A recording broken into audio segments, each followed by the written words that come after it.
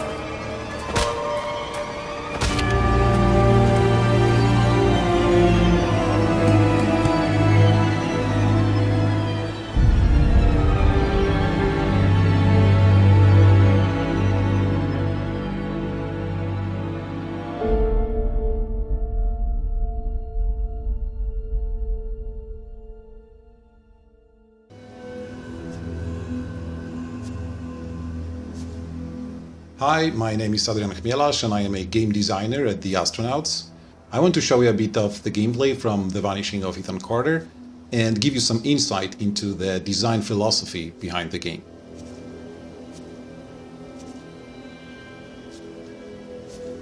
I am a couple of minutes into the game now, past the intro, so let me quickly introduce our hero. You play the game as Paul Prospero, an occult-minded private detective who's received a disturbing letter from a boy named Ethan Carter, and realizing that the boy is in danger, arrives at Ethan's home of Red Creek Valley.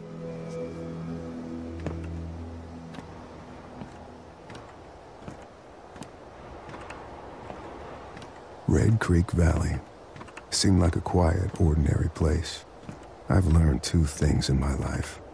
No place is truly quiet, and nowhere is really ordinary. Ethan warned me about that. Warned me not to be fooled by what I saw here. He didn't need to worry. I'd worked dozens of cases, hundreds. This would be my last one.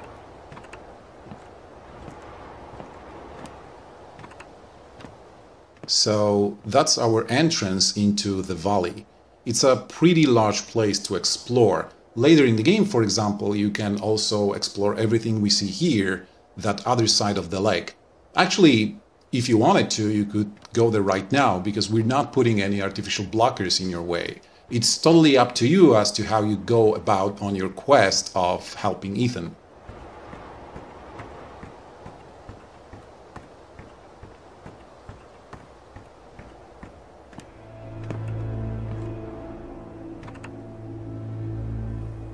When it comes to the interesting stuff you find in our game, there are two basic layers of examination. The first layer is you.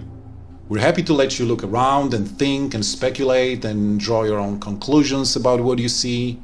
For example, you may notice that there is some blood on the rail car, but there is none on the bridge. So whatever bad happened, it didn't happen here. The second layer is this.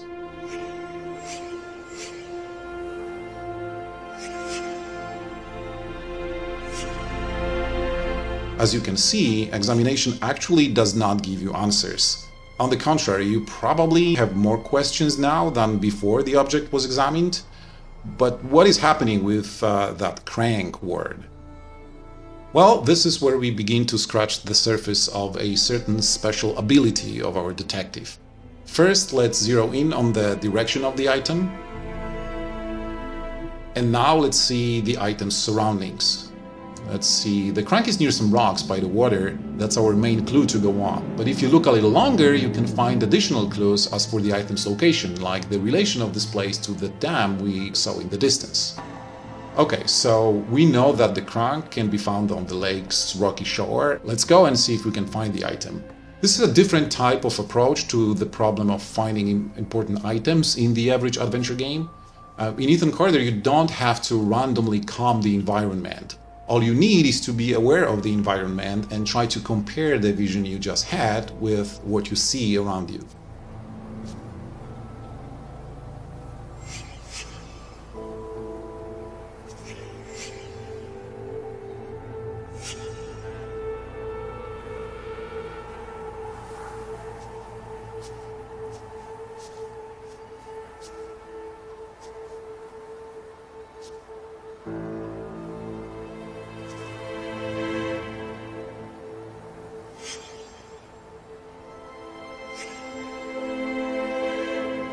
Whenever you discover an important clue, you tag the area with a short description of it. This helps to build a mental 3D image of the scene and is another step to understanding what exactly happened here. But for now, let's just follow the blood trail.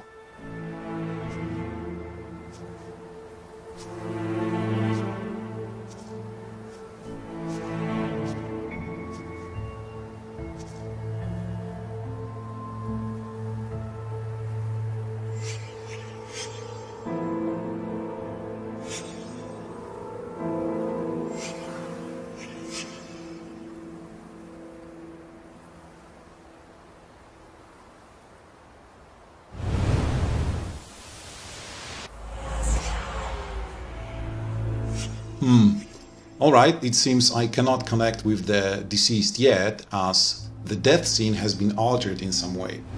In short, the concept here is that the dead would happily talk to you, metaphorically speaking, but the world around them needs to be as they remember it right before their death. I want to leave the details of this concept for you to discover in the game, so for now let's just search the area for more clues. By the way, it's your choice whether you want to investigate this death further or if you want to leave it for now and maybe return to it later.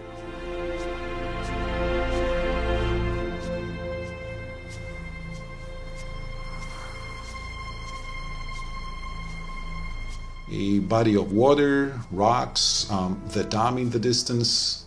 This must be the place where we can find the crank, so let's look for it.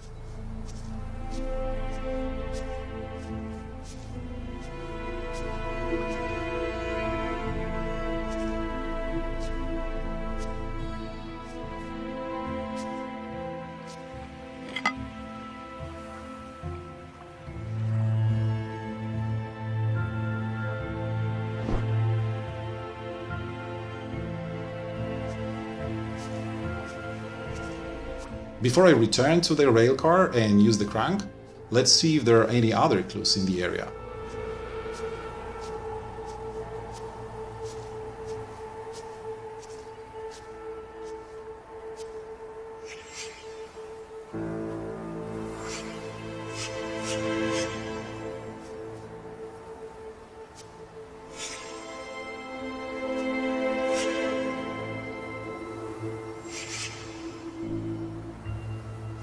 I know it's obvious to everybody that this is where the railcar stood originally for months or years, but we keep the game systems consistent, so if there is a place from which an object is missing, you can always locate such object through your vision, even if you already know the location of it perfectly well.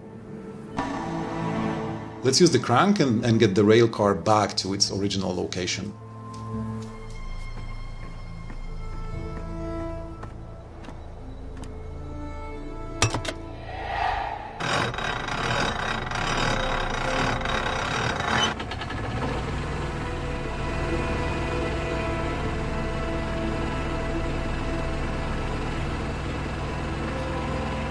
There is a couple more things to do in the area before it's restored to how it was right before the deceased's death, but I want to avoid spoiling this fragment of the game to death, so let's just travel in space and time to what can happen a bit later.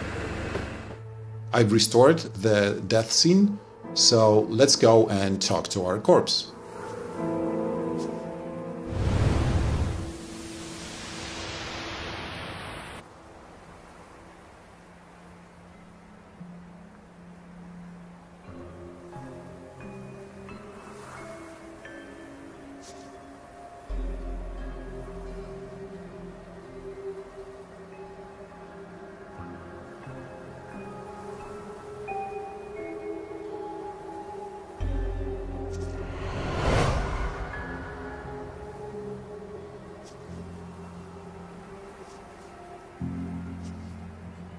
Physically, I am still in the same world as I was seconds ago, but mentally I am in a different place, surrounded by the strongest memories of the deceased's final moments. My first job is to locate all the memories, and that's exactly what I am doing right now. When you find all the memories, the next phase begins. In order to sink deeper with this death imprint, you need to build a mental image of the chronology of the entire murder. This is when your own detective skills come in order. Here is a simple example. As you can see, the victim here already has both legs severed. And this is where we found the legs earlier, and well, the guy still has them both attached. So this memory here must be from an earlier time than the memory over there.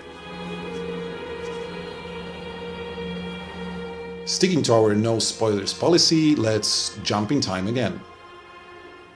After you propose the chronology, it's time to focus and visualize the crime. Travis! Listen to me! We can destroy it! I know how! You can't destroy it, Ethan. You can't destroy time. And that's what he is. He is forever.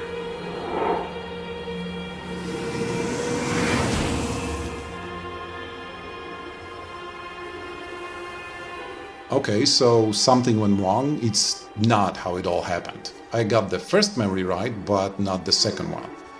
But I'll leave it for you to figure out the right order, so let's jump in time again. After you solve the chronology and thus sink deeper with the death imprint and understand it better what happened here and how it can help you find Ethan, you can see one more thing. Everything we dealt with previously happened before the deceased's death, but when we are in full sync, we can actually witness the dead man's first memory after his death. But that is another thing I do not want to spoil, so let me show you something else instead. Finding corpses and looking for Ethan is not the only thing you do in the game. There are places in the valley that are, let's say, different. Call them playgrounds or mini-worlds. They're places where our game's vision and imagination opens up the most, and it's up to you to discover their secrets. Let's take a quick look at one of such places.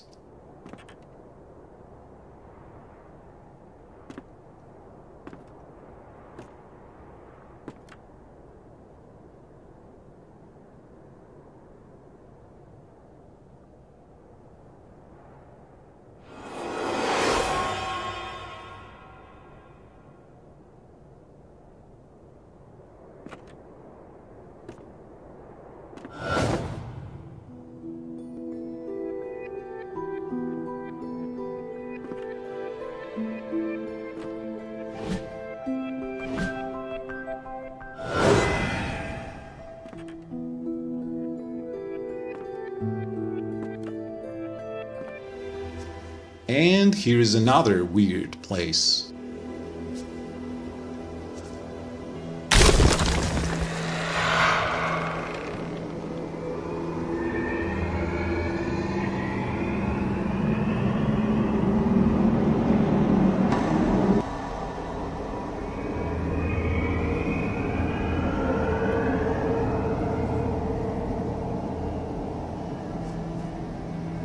Okay, so I hope this video gave you a good idea of what kind of game The Vanishing of Ethan Carter is. Thank you for watching.